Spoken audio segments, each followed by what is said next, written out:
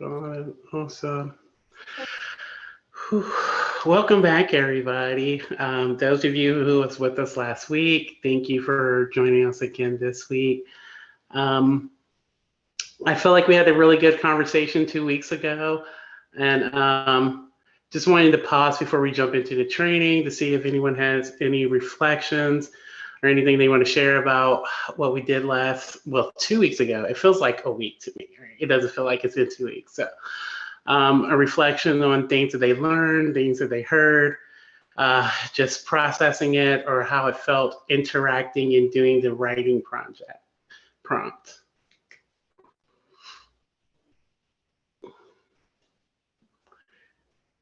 Go ahead if anyone wants to jump in. I was going to say I had to jump out for a phone call, so I didn't get to do the writing piece. So can you just refresh me on what the writing piece was about and what people shared? Oh, okay, cool. So the writing prompt was to explain who you are to a room full of people, right? What identities you hold, what identities are important to you, and things like that. Just imagine no one in the room could see you, and you have to explain who you are to folks, and whatever physical things that are important to you, or whatever internal identities that you hold, or what you did. Okay. Was anyone else? Was everyone here 2 weeks ago, or is this all new folks? All new folks. I think. Okay. Well, it's not going to make sense. Shauntelle, I couldn't make it, but I did get the recorded session. I haven't had time to view it, so Okay. I appreciate it because I believe in my project, you know? Okay. Well, it's cool. I think. Okay. I'm always for improv and and starting things.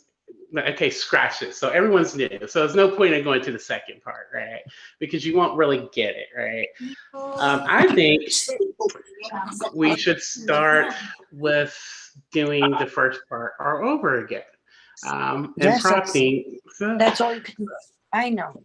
That's I know. That's all you can. That's all we can do. So tell me, because I want. You're unmuted, sweetheart, Dara.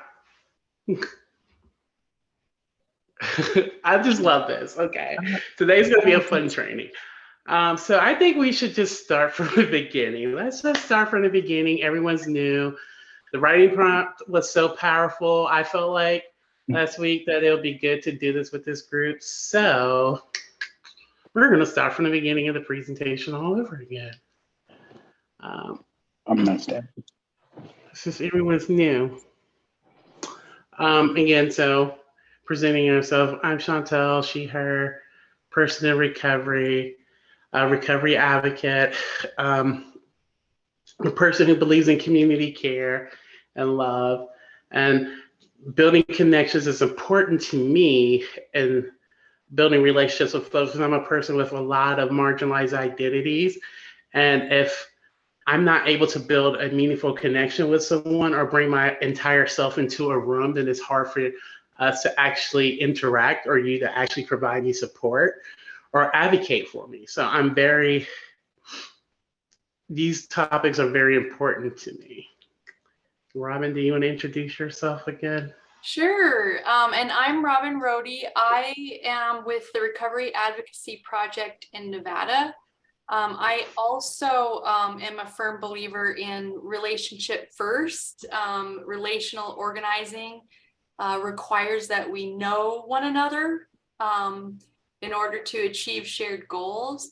I also am a mental health counselor part-time, and we're trained heavily in the importance of relationship building when supporting one another. And I know that is also the case when it comes to peer support, peer coaching, and even organizing coaching. So that's a little bit about me and why I wanted to jump on board with Shauntelle and support her in this training. Cool. Next slide. So we're going to briefly talk about what this training is about, why it's important, and the reason why the training was created. I think most of you know, It's important, again, because we want to build connections with all folks, with all communities of people, and allow them to have the space to be able to share who they are, but also get the support and care that they need. Again, that's why it's important, and the reasons why it was created. I think Robyn's going to explain a little bit about that to you. Yeah, so many of you on this call probably participated in this survey, but we surveyed our network through Mobilize Recovery to find out what kinds of trainings people were interested in, and also what competencies people felt they were strong in, and others where they were weaker in. And one of those questions was how competent we feel in working with a diverse network of people. And we got decent numbers. 49.3% reported that they strongly agree that they're connected to a diverse network of people. But what we saw is that means that there's a whole nother half of people who don't feel super strong with their connections to the diverse network. So we felt that this was a relevant training. Training's kind of a strong word. It's a relevant topic to make space for with our community. Very cool. Next one. So one of the things that I thought was important. Now, this isn't something that you have to follow. In our first exercise in my small group, some people felt that they needed to follow this when they were talking about their identity, brainstorming about their identity, writing about their identity. But this isn't something that's cookie cutter. Who we are doesn't really fit into any of these boxes neatly. But it is helpful, I think, to see the myriad of areas by which we form our identities, including race, ethnicity, where we come from. I was down in the South recently, and they ask a lot about where are you from, where's your family from, because that plays a role in a lot of our identities. Sexual orientation, family ability, body, generational identity, class, education, career, and gender are just a few. And I just wanted to have this slide so that we could think of, there's many outside of this, but just think of all the different aspects of ourselves and our identities. Cool. All right, so we're going to jump into the writing exercise. And the writing exercise is, who are you? The next slide will explain a little bit more. I think we're going to change it up a little bit. We're not going to do breakout groups. I think we will do a creative writing prompt for 5 minutes and come back as a small group. And we can come back and do this in the large group together. So again, describe yourself and your identities that you hold through creative writing. You can do that in any way. You can write a poem, a story, a list, whatever you feel like doing. And we're going to take 5 minutes to do that. And then we're going to come back and talk about it and share it together. So I'm going to set a timer for 5 minutes. Feel okay to turn off your camera if you want to, if that makes you feel better with writing and things like that. But we're going to take 5 minutes starting now and do this writing prompt.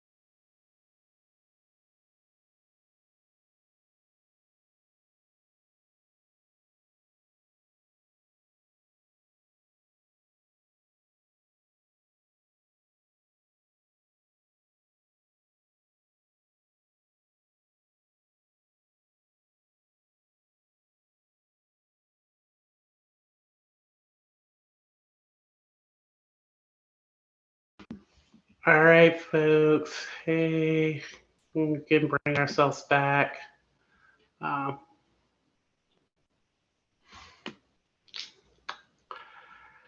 Sorry, folks that was here last week that have joined in, just popped in. We kind of started back with the writing prompt. We had a lot of folks here at the beginning who wasn't here 2 weeks ago, and trying to reflect on something that we did 2 weeks ago with no one here who did it was kind of pointless. So we stepped back for a minute and allow those folks to step in with us. Okay, so does anyone who wrote anything want to jump in and kind of read what they wrote? You can go ahead and unmute yourself if I don't see you. Looks Hi, like, I'll yeah. go ahead. Oh, I was Oh, just hi. gonna say, it looks like you have your hand up, so go ahead, yeah. Hi guys, my name is Casey Lee McCown, and at my age, I am all about bullet lists. So this is what I wrote. Thank you. This was amazing, by the way. Okay. Who am I? So a woman in long-term recovery. I'm a mom. I'm a really good friend. I'm compassionate to all I come into contact with, usually. Let me, qualify that. I'm a strong woman with strong sobriety who sets a good example for those who are struggling, both men and women. Um, I'm an advocate on the local, state, and national level. I've been doing that work since 2016. It's great. I'm a musician. I'm a daughter and a granddaughter, and I'm also the daughter and grandchild of Nazi camp survivors. I'm Polish. That's where my family came from. Even though I'm only half Polish, I am full blown, right? That's how I was raised. I am a person who is healing on multiple levels. And I've recently taken into account a new perspective that I am also a non-traditional healer, right? Because I've worked in this field as a peer and a coach for many, many years. And someone pointed that out. I was like, wow. So thank you for this exercise. I need to take a class or something. Where's my personal invite?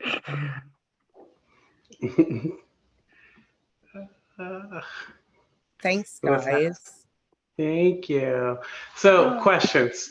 How important are those identities to you that you share to like your healing, to your growth, to your did you say that you were a person in recovery? Yeah, I'm a woman in Okay. long-term recovery. Okay, Yeah. I thought so, Yeah. but I wanted to make sure before I give you that label. So Since August 2009, and I've been taught that that has to come above everything if I want, for example, to be a mom or a good mom and a good friend. And so that's always my first identity piece. Not when I meet somebody personally, but I recover out loud. I belong to an anonymous 12-step program, but I don't bring it into it. That's not, I was taught in the advocacy world how to do that. So it's all important to me. There's no like, if I had to pick one or two, it would be woman in long-term recovery and a mom and a good friend. Okay. Thank you for sharing. Thanks, anyone guys. else have anything they want to jump in and share? I see Terrence with their hand up. All right, Terrence, go ahead. Good evening, everybody. How are you? Good. How are you? I'm good. Yeah, I was one of the three that were here 2 weeks ago. So I did the creative writing part. For me, first and foremost, I'm a son, I'm a sibling, I'm a grandfather, and I'm a man in long-term recovery. That means to me is that I haven't touched anything mind mood or altering in a number of years. So for me, with the writing part of it and writing stuff down, it's always good to look at retrospect of what I do in what I'm doing. Mhm. So, you know, I own my own business. I found it lacking trying to find a job and when I'm in recovery because of the stigma of you know, that goes along with people in recovery because of our past and my history. So I just went and started my own business, and I've been flourishing ever since. Gives me the freedom to do the things in recovery that I need to do. Like I hand out Narcan in hard-hitting communities in Connecticut, where I'm from. Bridgeport, Connecticut, that's where I really hand out the Narcan, and I hit those streets and try to make people understand that there's a different way. I'm also, you know, going through a time in my life where people are shying away from me, who I've known for at least 40 years, because of I do that. Because I go out in the community and I want to save a life, they don't like the fact that I'm doing that, because I'm not in that environment anymore, running around and acting out on my emotions. So that's what I've been dealing with for the past like 2 weeks. People who I considered friends are stopped, you know, returning phone calls or texts. So and that's what makes me want to do more in recovery for the people out there, because when you're doing the right thing, not a lot of people like it. So Right. Thank you so for I thank you for the sharing. opportunity. I thank you for the opportunity to speak. Yeah, no problem. So for you, it's very important to build some connections with folks in recovery, but folks that are going the same path as you, correct? Yes, of course. Right. And and how are you building those connections with folks? In what ways are you seeking out these connections with people? Well, it's in my recovery community, I'm on a texting chain. I text every morning, good morning, to about 64 people in recovery. Well, not in recovery, but I want to say the people on my texting chain in the morning, let's just say 47 or 48 of them are in recovery. And out of the 64 people that I contact every morning, good morning, about a good half of them return a text, good morning. So there's still people out there who receive the text but don't answer. So I stay connected to my community that way, and needs of people who are in AA, NA, and also in the recovery networks around the area. So I'm fully invested with people in recovery. So, Awesome. Thank you for Mhm. sharing. Yep. Ross, I think I seen your hand up first. Hi, everybody. Can you guys hear me? Yep, we can. Awesome. So my name is Roz. My pronouns are she, her.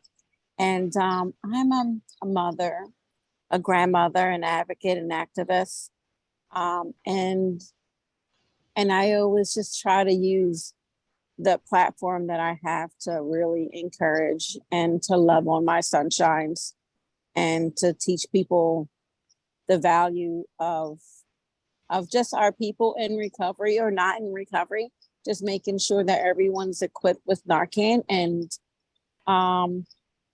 you know, as of this morning, I reversed like 2022. So this work is so important and also sad sometimes when people are knocking on death's door. So it's just so important to like keep people informed and keep people knowing that just because people are using doesn't mean that we love them any less. So I just gotta keep moving forward and reduce the stigma and just keep doing what I'm doing as hard as I can and as passionate as I can until I have no more breath in me. So that's my ultimate goal. And that's who I am. Awesome. Thank you for sharing. Glad you're here. We appreciate you. Jacqueline, I see your hand up. Hi. So I may be the oddball, but I feel like I went super way deep dive and I was like, wait, what is my identity? Because I feel like, yes, I'm a big sister. Yes, I'm these things. But then I kept thinking, like, these are roles that I didn't necessarily choose, so to speak. And so, like, when I started to think about my identity, and I didn't know if other people had this existential crisis, but when I started to think about my identity, I was more so thinking about like characteristics that, you know, I try to, or values that I really try to live out. And I'm wondering if the identity piece, like, did anyone else have this crisis is pretty much what I'm trying to say. Yeah. I mean, did anyone? Feel free to unmute yourself and share if you have anything to share. Can I cut in here? Oh, yeah. Yeah, go Oh, I ahead. Jump had the in. worst identity crisis of my life last year. What do you mean? I apologize for being late, but for me, at least, what I experienced was putting myself in boxes, right? Like I needed to be who my boss needed me to be. I needed to be who my coworkers needed me to be. I needed to be what my ex needed me to be. And I molded myself to fit this perfect person to all of them, right? Except for myself. Yeah. And then, you know, I got hit, y'all all know, I got hit real hard last summer. Like that fall from grace, like that hurt, right? So, I really didn't know who I was. And like one thing about me was like, I always made sure to make my identity be me. So I show up as my authentic self everywhere. Like everybody's going to get the same version of me. Like it's not ever going to change. It doesn't matter who's in the room. And I had to really feel like, who am I, right? Like who am I? Who do I want to be? Not what am I, not what my talents are, not what my potential is, but like, no, like what's my destiny, right? Of like, why was I placed on this earth? And it was hard. And, you know, I ended up going across country. I got every change in the book. But I mean, when I got out here, I just really committed myself to like my healing, right? And like doing the inner work and like doing those shadow works and like going to therapy and restarting my program in recovery. And I kind of just like, I don't know, like I get lost, right? Like y'all see me, I go on adventures, I get lost, I connect with nature. Like Katir Koya said, if you need an answer, go out into nature and you'll find it. So that's kind of just like what I've been doing. But like, I had no idea who I was. And like by society norms, like back in Jersey, I was successful. I was great. I was wonderful. I was so successful. But I was dying on the inside. I was dying. It's like, I don't care if you want me to run all this shit. Like I was dying. And I just started doing stuff that brings me joy. And like now, like I know who I am and like I like who I am. And like I don't really care. And if I could have smoked crack sooner, I would have. Like if I knew that this was going to be the outcome of my life and that reoccurrence was going to, I would have done it. I would have. I mean, I was such a lost puppy, but like now I know who I am, right? Can I do this transition to who I am now? Right. And that's good. And that's just a point to acknowledge, right? And to share. Like for myself personally, jumping in, like I'm still trying to figure out who I am. You know, I was told that I was a certain person for so long. And then I said, no, I'm not this person. But then I became a person that everyone told me I should be in recovery. And then when that didn't work, and then I'm just like, who the hell am I? So I'm currently going through that process again of figuring out who I am, my journey, who I am as a person, right? But how do we build a connection with someone? How do we bring someone in? How do we work with someone who is having a hard time even identifying who they are as a person? How do we as coaches, as mentors, as advocates, as professionals, work with that person and kind of connect with them in their identity? Like, in what ways have y'all done that?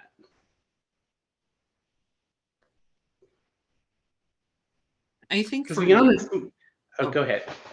Go ahead. I think for me, just blatantly acknowledging that, just saying that I'm at a crossroads and I'm healing. And usually like when you kind of like throw that out there, like, hey, I'm healing, I don't know what the fuck I'm doing right now. Like, I'm honestly just trying to get money to pay bills, but I really don't know what the end goal is. I find that when you are transparent like that and authentic, that allows the other person to be like, oh, thank God, you know, like, because I'm not going to lie, like I can come into the Zoom room or any room and it can be very intimidating sometimes. You know, you have the director of this and the director of that and the president of this. And I'm like, I like to draw sometimes, you know, like I smoke a bowl, like you know what I mean? Like, I just feel like I'm reevaluating the idea of what success looks like. And I think that's what's I think that's the big thing is I'm no longer prescribing to what I was told success looks like. So for me, like being in a good mental space, like that's success. But that's kind of, I think just being authentic can really open up like that relationship building that Robyn was talking about and just being genuine. Right. And that's something that I personally do and look at, like when I'm thinking about success and introducing myself, that like when I'm asked to do things and be on panels and stuff and give a bio, I never list accolades. I never say like, I have this degree or I have this. And like, I don't give a shit about that. Like who I am as a person is more important. Like my lived experience is more important, but also that I do it as a thing of there might be someone in a room who has just as much experience as I do and never went to college and might feel like they don't belong there because they can't put all this like bullshit degrees that's really just paid for by money on paper, that they don't feel like they belong in this space. And I do it as like, you belong here with me just as much as I belong here with a person who has more degrees than I do. And yeah, and that's something that I used to struggle with at the beginning. It never felt good. And then I always made it intentional in spaces that I have control in to never do that, because I know how I felt when I was in spaces and I didn't have those things. And I'm like, this is not success for me.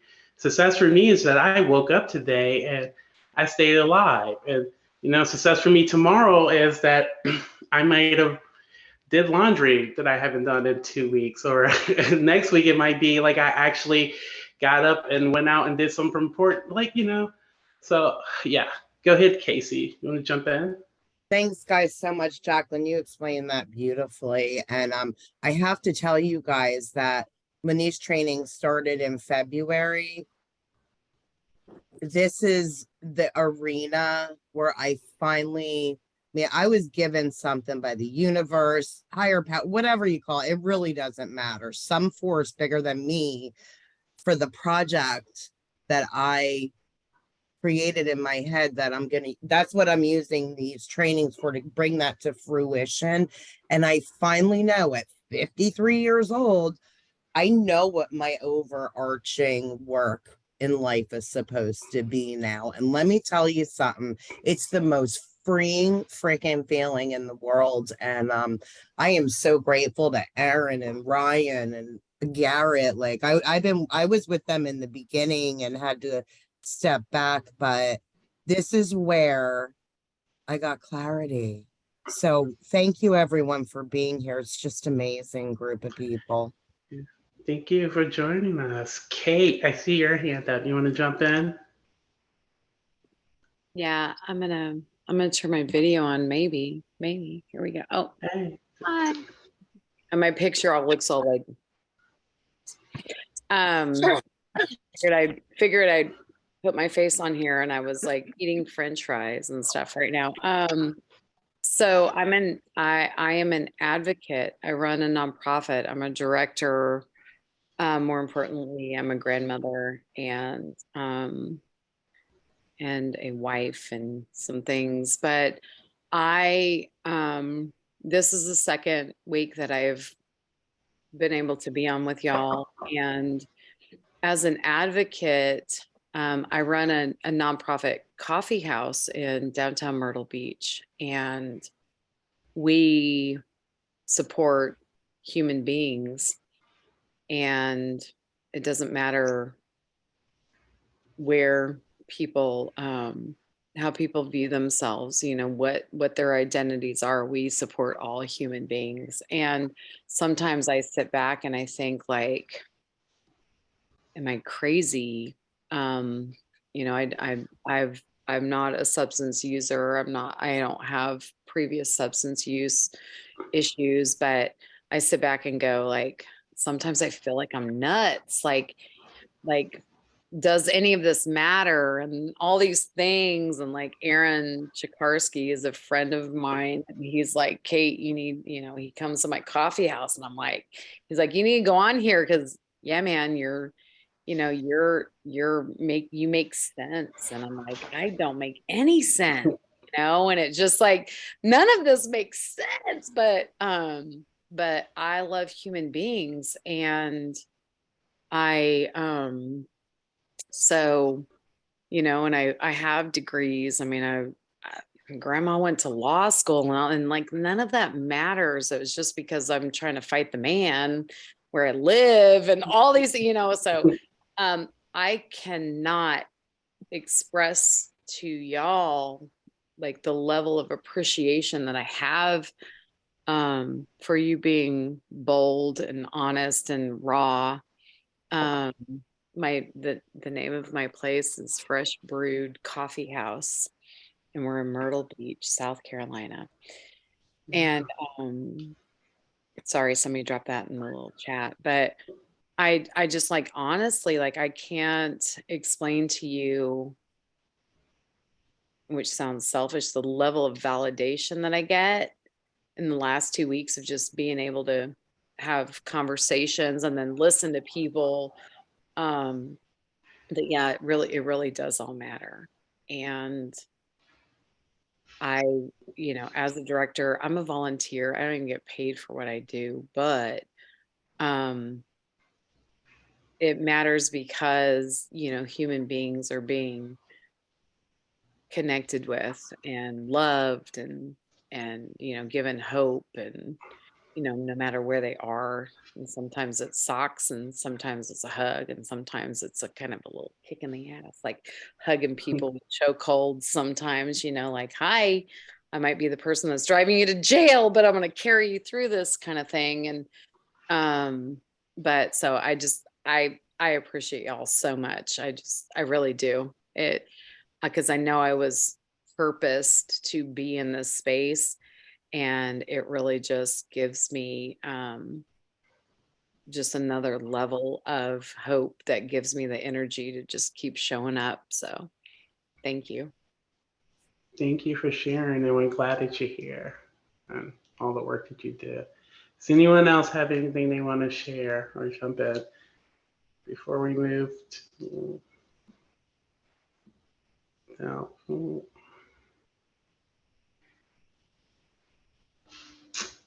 no? Are we good? Okay. So benefits of creating connections with people, compassionate connections. Again, it improves the outcome of the work that we do. It improves the outcome of the treatment that we're providing and what someone gets out of the space. It promotes trust, right?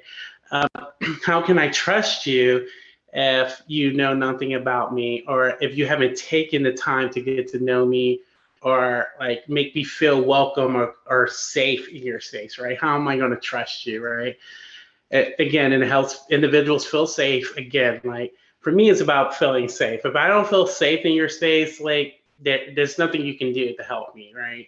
In that moment of time, and you can be doing the best that you can. You can be giving out awesome benefits, but like and services. But if I don't feel comfortable and safe, I'm not going to take advantage of it, right? And it builds community and it saves lives. That's the number one thing. It saves lives, building connections, right? If I don't feel connected to you, if I don't feel comfortable with you, if I don't feel safe with you, I can't come to you and tell you that I'm struggling. I can't come to you like in that last minute when shit is about to hit the fan, and it could save my life if I don't feel comfortable with you, right? And for me, that's a very big thing. I have certain folks and I have connections, and I have to build those connections, and I have to feel safe. And they're my go-to for every fucking thing, right? Because that's where I feel comfortable. And if I go to get service somewhere else or through counseling, therapy, peer support, outreach work, and things like that. If I'm not able to build that connection at some point with you, then your services are not going to help me. And that's just realistic. Does anyone agree, disagree? Have anything you want to throw into that? Yeah, I think it's Right. also like, at least with what I do, take the like, this is my go-to saying, take the mystery out of things, right? Of like, just ask, like, how do you need me to show up for you? Do you want to vent? Do you want solutions? Let me not shove my opinions down your throat. Who do I need to be to like show up for you? Like, because I might think you want solutions and you just like might want to vent, right? So just really taking the mystery out of things, and for me also holding myself accountable to whoever I'm working with, right? Like, I could build a whole bunch of programs and all the recovery center stuff in the world, but if the community is not going to come to it, they're not going to come to it. So it's, accountability to the recovery community and the people that we're serving. Like, what do you want to see? What are your goals? What's something that I could do this week to help you get one step closer to your big, large goal? And just really asking them. And then it cultivates and it fosters that self-empowerment, right? Of like, hi, I'm going to come do this. I would like to do that. And like, just creating spaces for people to feel heard what I see to be pivotal. I totally agree. Well said, Dara. It's funny because I've been doing like formal peer recovery work since 2016, right? And I just worked for a big university. I just resigned this week, and I'm not financially independent, but holy shit, what a relief, because the work I've been doing in the manner I've been doing it, there's so many stipulations. You have to cover A, B, C, D, E every time. And you really want to teach them blah, blah, blah, blah, blah. It's like, wait a minute. Like, I'm in recovery. I come from, my mother spoke 4 languages, 4 different alphabets forced upon her, right? And I'm like, I grew up, everyone where I live looks like me, but I did not grow up with that because my mom was stigmatized her whole life. And I was blessed to grow up in this little enclave in the middle of nowhere in New Jersey. It's not like it's overrun now, but everyone who moved out here, where they were all New Yorkers, all different countries. So I'm so blessed for that, because I can't tell you how many people I've worked with that I just let them ramble. I don't cut them off. I don't give suggestion in the middle of their vent. Like, who's making these rules up where I work? No thanks. And how could I help somebody if I don't listen, man? And clinical level documentation, you have to write down quotation. Like, I'm like, what am I doing? So that's why I said I got clarity here. I'm still going to do the work in a different way, because it's just where I live anyway. And all the program, I've had really good experiences, really good teams, really good bosses, but just the structure in New Jersey anyway, it's toxic, man. I don't know. Anyway, and another thing is, I gotta wear regular shoes. I had to carry shoes in my car because I'm a flip-flop girl. I even have wool socks for flip-flops for the winter. I'm like, who gives a shit what's on my feet? I mean, that might sound really stupid to you guys, but if I can't be myself, how can I help someone else find their way? Right. Thanks for my rant. I appreciate it. I worked for Casey when I was in Jersey. Does anyone else have anything they want to share on that? All right, cool. We can go to the next slide. Go ahead, Kate. For 1 second. So I am very aware of the privilege that I have to be able to wear flip-flops where I am, like every day, because it's all I wear. But it's hard because I also have to recognize the privilege that I have, that I I'm able to be a volunteer running this space and not have to answer to anybody but like, you know, my God and like the IRS. And because I'm in a position right now where I don't need the funds. So what I'm finding is like, it would be nice to have funds. I mean, money's nice, yeah, but I'm not having to answer to a boss that is just trying to grant write, and we have to stay in these parameters and all this stuff. And it's like, so I am very well aware of my ability, and it is a privilege to be able to do what I think is right, as what feels right as a human being, to build that trust however I see fit. I'm not on a timeline. We have people that come in because they just need a bathroom and somewhere to bird bath, and I have, you know, food or clothing, or, you know, they can sit on my couch and take a nap and plug their phone in, and I'm not going to be like, get the fuck out of here, you're trespassing, you know. And building that community. And I mean, like today, this woman, like I've known her for 18 months, and she was in this, she's a substance user, and which, yeah, I've known that. And she's a sex worker, and yeah, I've known that. Like I don't care. I care about her. I don't care about what she's doing. But it's like she was in such a weird psychosis today. I mean, I drove her the bus stop back and forth 6 times, and it's like, who has time to do that? Who in a job that gets, you know, paid, that's funded by a grant or the government or whoever, like, who has time to do that? And it's like, so I applaud you for, like, when he's like, I quit my job, I was like, yeah, you know, but in reality, people have to make money to live. And I'm thankful that I have a husband that supports our family. And so it's hard to, like, that the dichotomy of like, I'm working and using the resources in my area of people that are under these constraints, and like, how do we deal with that? Like, that's heavy to me, because I know my privilege of being able to be like, I can do what I want because I'm a boss. But just because I have a partner that knows that if I'm not doing this, I would probably implode. And so, like, I struggle with that. Like, how are we going to build community and save lives and just like love each other? And we're like, well, you can't do that because it's not between 8 and 5, you know, like, and that's hard. That's really hard for me. Yeah. Well, thank you for sharing. Okay, next slide, please. Okay, ways to build connections. And we know these things, right? You know, accepting feedback. Feedback is important, right? Especially if we're building communities or we're providing direct support. If folks are not able to give us direct feedback, then we're not providing support that's people centered. We're not helping them, right? Be open to change. Change is a big thing, because if I can't come to you and say, hey, something's not working in this space, or hey, I need something in this space, and you're not willing to work with me around it, then you're not providing me care and support, right?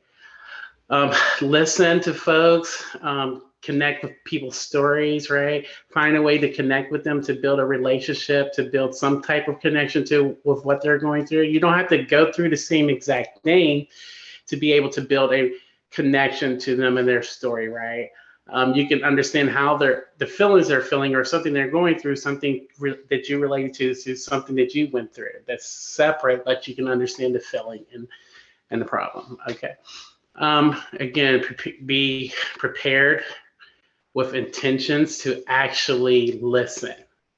Prepare with intentions to listen, to provide them support, to offer care, to accept feedback, to be willing to change what you're doing, right? If we're not intentional in the work that we're doing, if we're not preparing to be intentional in the work that we're doing, we can actually cause harm, right? So if I'm going to work with a specific group or people who have a specific marginalized identity, and if I don't know, if I didn't do any type of work or any preparing or educating myself to work with this specific community, and I just walk in like, I'm here to help you, I'm pretty much going to cause a hell of a lot of harm, right?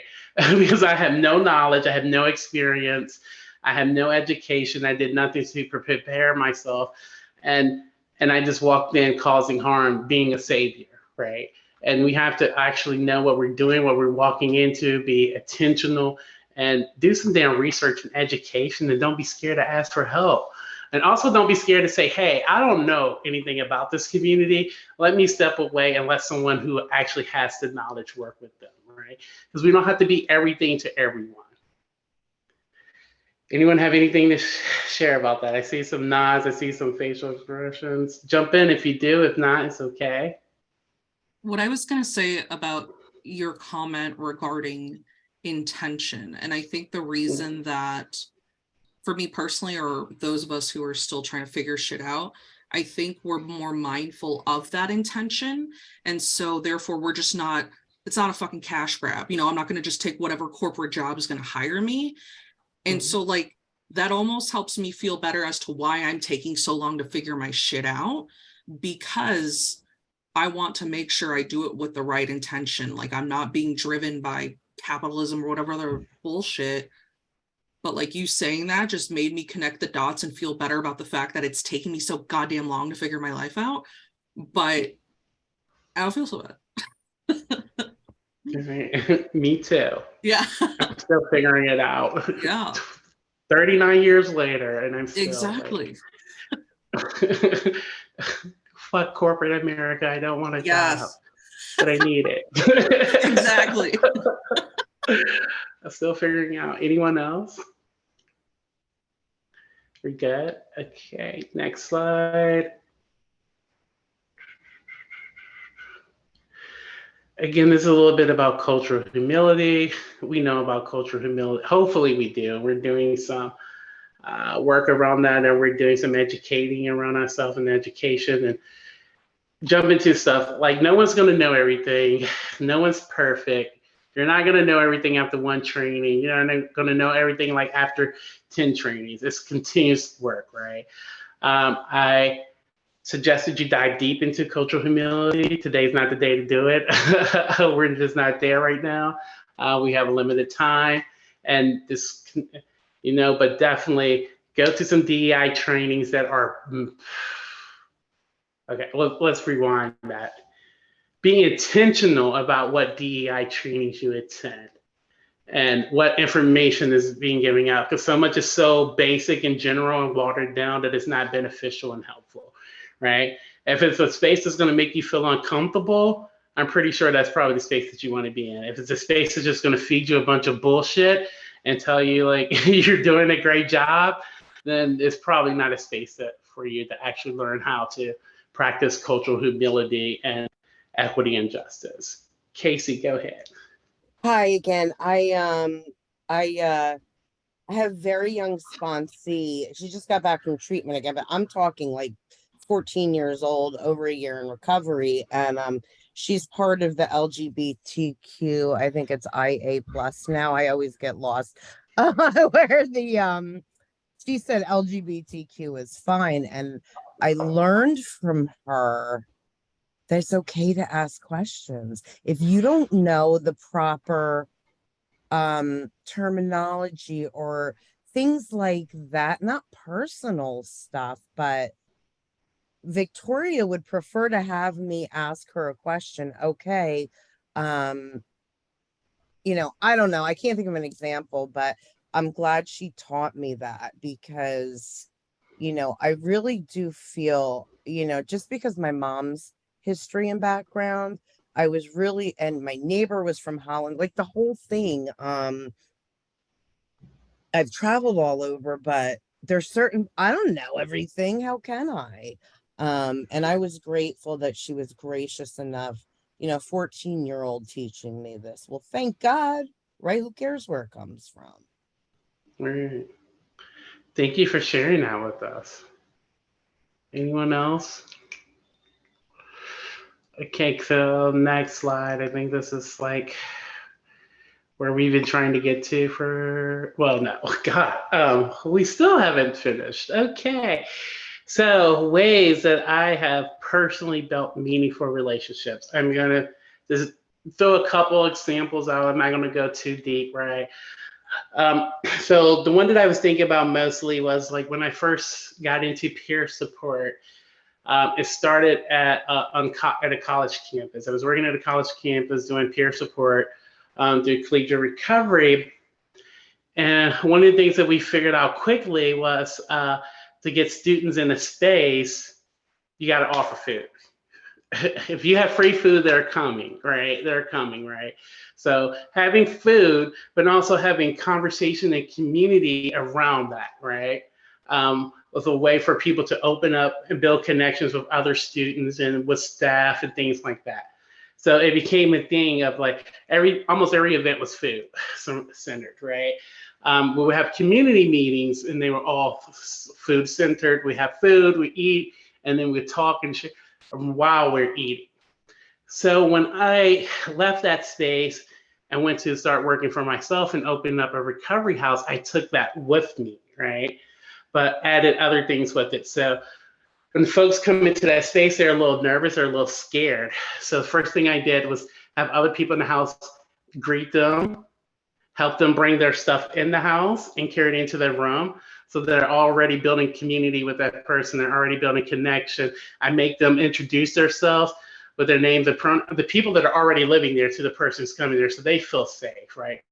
So they feel safe to say, hey, this is who I am. Help them take all their stuff to the room. And then I kind of show them the space before jumping in and be like, you have to do paperwork, you have to do this, do this. No. Let's take some anxiety away. Let's show you space. Let's show you where you can wash your clothes in case your clothes are dirty. Let's show you the kitchen. Oh, do you not have food? Are you hungry? Someone fix some food, right? Because like I can expect you to worry about staying sober if you're hungry, if you have nowhere to live, if you have dirty clothes, if you don't know, like all those things, right? So and then immediately take them outside to where the back is to show them the yard. Be like, oh, this is where you smoke, because more than likely they don't want to smoke. And I know, and they're just meeting these people that feel of anxiety. So like, oh, listen, and talk to them while they're having a cigarette and things like that. And then bring them in and let them take a moment to go in their room to unpack so they can just like breathe, and then bring them back. It's like, okay, let's go through this stuff, but let's do it over food. And that became a thing that every week that I would go and cook dinner for them, and we would sit down and we would have our whole entire house meeting around over a meal. So it's less stress. We'll talk, we share, build connections. It's hard to say for some, I didn't want to have a house meeting first and then everyone's ripping each other apart and then like, hey, let's sit down and have dinner together. Like, I don't want to sit across the table for someone who just said it like, they hate sharing a room with me because I'm dirty and I don't take baths, right? Like, I don't want to have dinner with you. So if we have dinner while we're doing it, it's less stressful. People are less likely to be vicious because we're in the moment, and it starts off with conversations. And it's more like, instead of being like, hey, I fucking hate you and I wish you were never in my room, it's more so resonance being like, hey, so I know we don't get along well and this is why. Can we work on, and it changes the mood in the space with adding food in it. And that was like my main thing, building connections with my residents, were providing them food, shelter, a bed, and a warm shower first, and then everything from there. Because that relaxes them and that makes them feel comfortable, but also sharing a meal with them and just talking to them as a regular person without asking all those questions about your substance use and all those personal questions. We build connections. And I made sure to always do that and come and just hang out with them and watch TV and bring milkshakes and stuff. And for no reason, just to sit down and watch TV, hang out. Let's go smoke cigarettes with them. I smoke. So like, well, I don't care. Let's go outside and smoke cigarettes all day. Fuck it. They say that we have to quit in recovery. We don't have to quit this shit. Let's enjoy it. Like you're doing, I doing it. Let's just enjoy it together and build connections, right? And I was able to build, and they were able to come to me because like for everything, right? Like, when I lived in recovery housing years ago, I didn't feel comfortable saying like, oh, I broke the rule of I'm not supposed to date anyone. I'm like, that's not a fucking rule. I'd rather for you to tell me that you're interested with someone that you're dating so I can make sure that you're safe, more so than shaming you and you're sneaking behind my back and doing it, right? Because I deal with a specific population of people that is very dangerous for them. I'd rather to have these conversations with you about sex and stuff to make sure that you're protected and that you're getting the stuff that you need and that you're getting, then you're sneaking around and doing it and scared to say that, hey, like I'm doing these things and you're not getting the proper care that you need. Like I'd much rather for us, you to come to me and be like, hey, I got high last night. And we talk about it and we figure it out, then you just say like, oh my God, you're going to do this and do this to me. I'm not going to tell anyone. And then like you're in a room shooting up for 3 weeks hiding and then you're overdosing because you're scared because you're going to lose your place to live. So for me, it's just being human with them and telling them, hey, I'm right here with you. I'm no higher than you. I'm a person in recovery. I do the shit that you do. I go to meetings like you do. I do therapy. I do all this shit. I'm no better than you. Only thing different is I'm responsible for you. So please keep it honest with me. That's it. That was a lot. Anyone relate to that? Share. How have you built meaningful connections and relationships with people that you have worked with, have done peer support with, and things like that? That's my question. And the next slide, I think so. I think we're there. Yes, reflections, right? Some things to reflect about. What have you done to build connections? What has worked? What hasn't? And what will you do different? So if folks have a little bit of time and they want to stick around and share a little bit, I'm open to that. Or if this is something that you want to take with you to reflect on, I'm open to that too. You know, I just go by the flow. I don't follow rules. So anything happens. I can say if anyone else wants to. Yeah, I don't know if anyone attended Mobilize 2021 in Vegas, but you know, in my presentation, like 2 minutes before, I said, scrap all the fucking slides. We're just gonna do whatever. I'm that person. Whatever hits me in that moment in time, that's what we do, and I love it because it's authentic, and what's supposed to happen happens. Speaking of that, would you like the recording stopped or do you want to keep it going? How do y'all feel? I don't care. Either way. Let's go. Okay. Okay, cool. Does anyone have anything they want to share? Jump the last minute, anything? I think that somebody said it perfectly. I think it was Jacqueline or Kate, I don't remember, but the grants and all that BS, like boxes, right? You're put into boxes. And now that I know that I don't ever want to do that, plus the competitiveness, and we're all trying to help people, aren't we? You know, so for me, what I'll do differently is everything, because what I've been doing, like I've definitely helped people, don't get me wrong, and I feel really good about, I'm still in contact with 2 of my first participants, but that's because a lot of times I let them guide things, like we were talking, even though I'm not taught that way, we're not supposed to do that. It's like, wait a minute, like we talked about, what hasn't worked, putting people in a box because our grant is in a box, like it's not okay. And I love what you're doing, Shauntelle. Oh my God, you should be in charge. Like, I'm serious. All the recovery houses, all the recovery centers, like, should be set up like that. You get it. Thank you. Where are you located? Yeah. I am located in Virginia at the moment. Well, I hope to you never see know where you catch me in a month or two. Yeah, I know, I'm the same way, but maybe I'll see you in September at Mobilize. I'm hoping to be there. Me too. Hopefully I'll see everyone here there. So Shauntelle, if it's okay, I'd like to share something that I feel happens, at least for me, a lot in advocacy work. Yeah, go ahead, jump in. And it's really like what I don't think works, because I feel like with advocacy work, especially in this space and recovery and substance use and mental health, we have such an urgency to move and take action and make change. that we lose focus of the people, and we focus a lot on the projects, the events, the come to this training, can you deliver this training, and it's all time based, and it's all action based, and it's hard to balance the need, the urgency. Real change has to happen with real connection. Takes genuine time. It takes time. So I'm wondering if anybody has anything to share on balancing that with advocacy and relationship. So can I jump in here? Yes, go ahead. Jump This in. is my strength. I don't have much of them, but developing relationships with community stakeholders and elected officials is my strength, right? And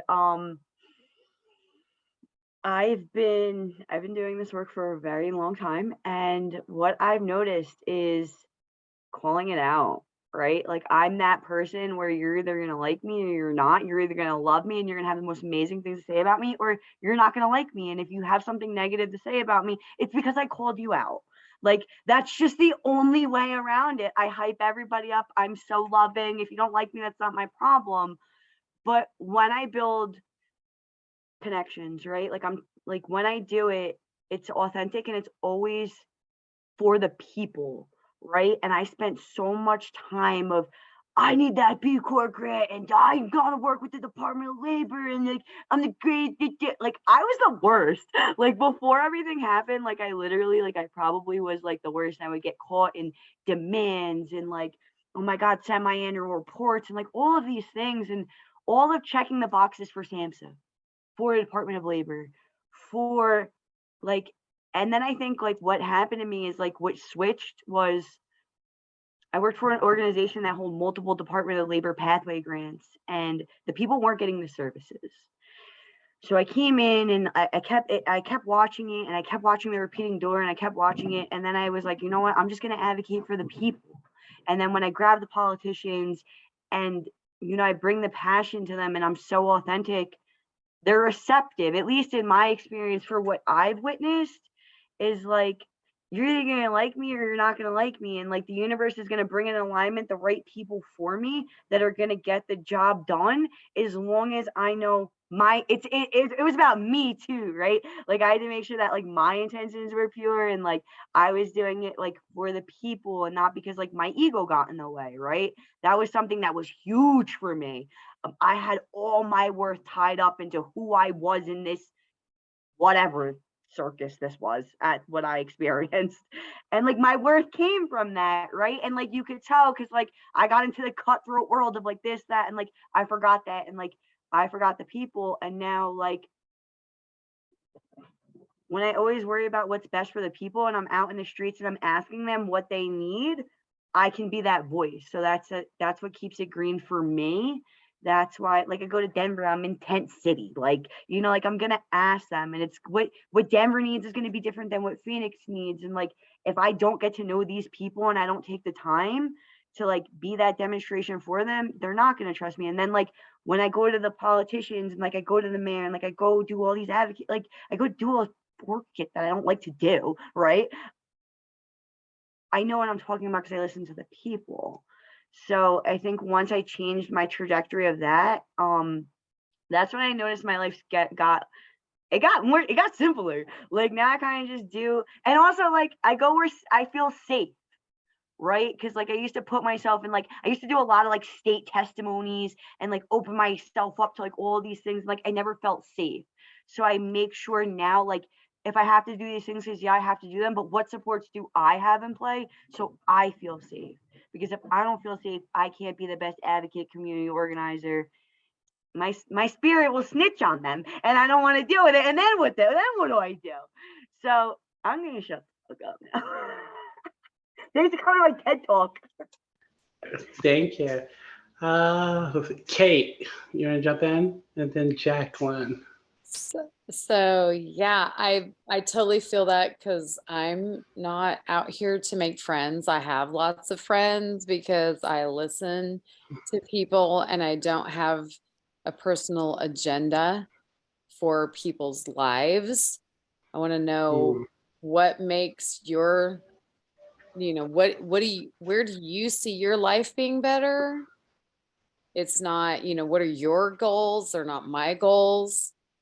So as far as like being an advocate and building that trust with people that may be coming to us for help, like I'm not like, get in here and I'm gonna send you to all these resources and I've got the answers. I don't know anything. I can barely take care of myself. So I'm really like, you come in, you get a cup of coffee, you sit on my couch, you take a nap, you plug your phone in, you go to the bathroom, bird bath, whatever you need, and it's like, and like I was saying about the girl earlier, I've known her for 18 months and it was like today she had me running in circles because that's what she needed from me today. And it's taken 18 months for her to look at me and go, I need help. And she still she's not willing or doesn't know the type of help that she needs. And that's okay. And I just said, I hope I see you tomorrow, So from that side of my advocacy, I think that not having any kind of agenda and like I embrace and acknowledge the privilege that I have that I'm not answering to a funder. And I think it's difficult. So when Robyn said, as an advocate, what do you do? Like I sign up to go to all the things, to all the political things and all the meetings and the coordinated efforts and all this stuff. But if I am sitting talking to somebody that is in a crisis, or that's the day that they want to tell me what it is that they think that they need, and I've got a meeting in 20 minutes, I'm not looking at my watch. Those people with the money will be there in an hour. They'll be there tomorrow. They'll be there the next day. I'm going to sit there for that hour, 2 hours, 3 hours. I'm going to listen to the person that finally is telling me what's important to them or how they need help or that they're willing to get help. And hopefully, because in South Carolina, there's so many barriers. And, we just try to keep overcoming those barriers. So I think it's, and it's hard. And I mean, again, I've said it over and over. I know that I'm not having to answer to anybody right now, for that. And so, maybe one day I'll have to. I worry about the longevity of our space, and I feel a huge responsibility of trying to, fund my position, because if something happened to me, who would be able to, not willing, but able to take that space and do that work. I mean, I've got a ton of people that share the same heart and are supportive of it, but who could fill that space for free? Like that's, I mean, and who knows if I could do it forever. And so like, there's like this huge, like I feel all that pressure, but at the same time, yeah, Casey, I think so too. So just trying to protect what we've built over 20 years and just really sitting there and being able to listen to the people. And I have the people above that are like, I mean, one person you sat there because of, yeah, I sat there because of one person, because that one person is affecting hundreds of other people down the road, our first responders, our police, all the police officers, the EMS, anybody, the business owners around us, because I'm downtown Myrtle Beach, and it's like, yes, it's like, just that little drop, you can't have that drop and not realize where all the ripples go. It's affecting everybody. And I'm out there like the first responders, the police officers, the EMS, we're not even supporting them. We're creating monsters, and so it's just like this, but so yeah, I do need to sit there and listen to the person for an extra 45 minutes and miss the meeting that you think is so important, yet you've called me to find out why I didn't show up at the meeting. So here we are, and sometimes we have to be bold in that, but one person does make all the difference. Yeah. Honestly, because it's not about the people, it's about the money. It's about what money can we get to continue to fatten our pockets and to give us more bonuses and raises and things like that, and put more money into our organization, and saying that we're doing all these great initiatives and great things, and we're not doing anything but the same shit that we've been doing for 20 fucking years, and just giving it a new name and taking the money. Honestly, it's about money. It's a money game. The business of recovery is a business. Recovery is a business. It's about money. If people get clean and get healthy, all of us would be without jobs. Just honestly, and there's some folks who don't want to make that change, or don't want to see things get better, don't want to help certain communities, want to keep doing the same things, because if we can completely cure substance use disorder and not need treatment facilities and recovery houses, majority of these people are going to lose their jobs and their wealth, and they don't want that to happen. So that's just, I can't shut up. I get myself in too much trouble sometimes. So, Jacqueline, go ahead. I was just going to say that one thing, to go back to what Robyn was talking about in regards to the advocacy community, how, there's always this urgency, but there isn't like the time. You have to build that connection. And like, I was in corporate America for 17 years. And so like, if people were in corporate America, it's not like, oh, I got this job because I just fucking love insurance and I just love, you're there for the money, like you're a corporate, stooge. But it's like doing advocacy work. It's like, I felt like coming into this, it would be more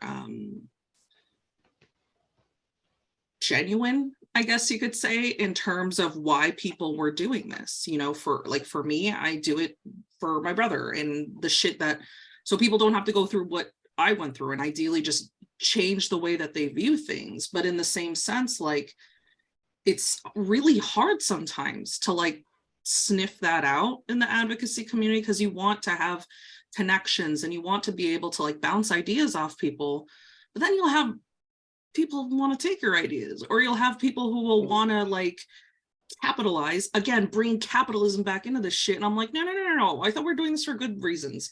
So I find like it's kind of hard for me at this point, because I've been in this space for a few years now, and now I'm like in it, and I'm honestly surprised how similar it can be to corporate America.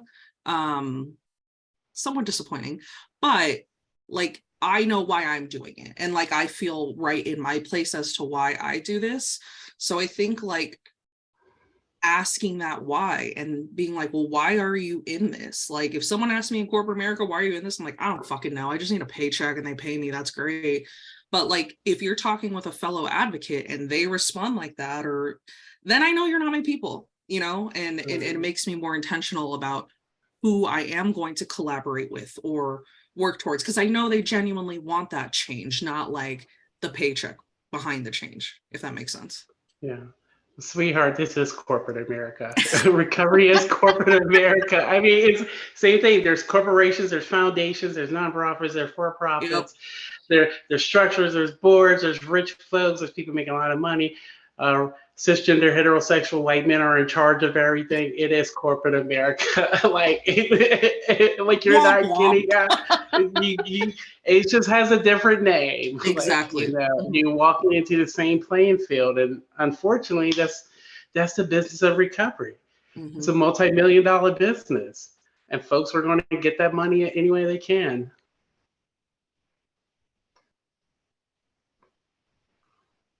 Yeah. Anyone else have anything?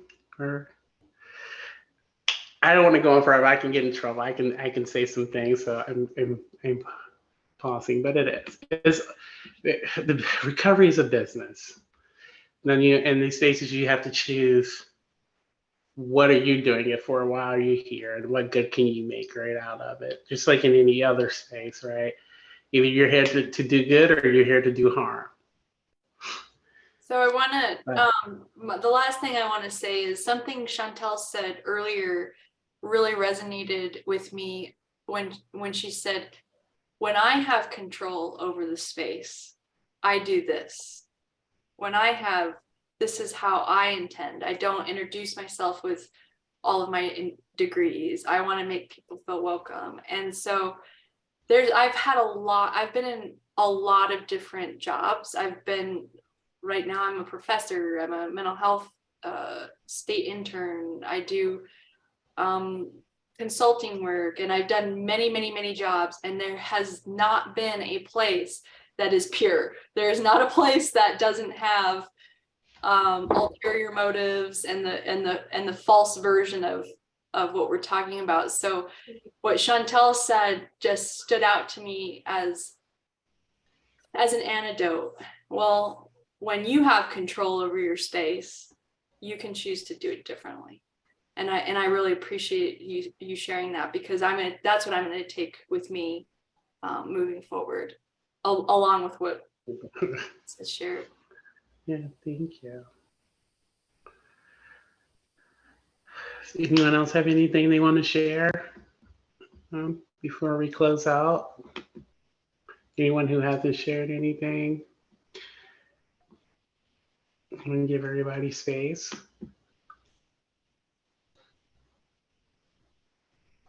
All right, are we good?